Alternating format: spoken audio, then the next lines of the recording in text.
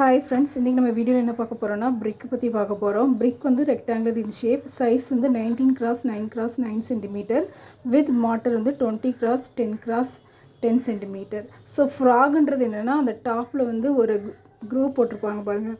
So அதுதான் வந்து frock. So மெயினாக வந்து அதில் வந்து மேனுஃபேக்சர்ஸோட நேம் வந்து அதில் இருக்கும்.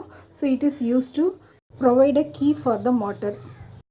நெக்ஸ்ட் வந்து கிளாஸிஃபிகேஷன் ஆஃப் பிரிக். ஸோ ரெண்டு type, sun dried, next burnt brick. Sun dried வந்து சன் மூலமாக வந்து ட்ரை பண்ணுற பிரிக் வந்து சன் ட்ரைட் பிரிக்கு.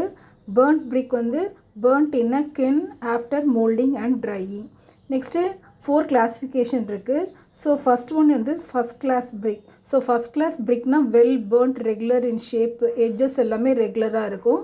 அதோட யூசஸ் கொடுத்துருக்கு. செகண்ட் கிளாஸ் பிரிக் வந்து well burnt but irregular in shape and size.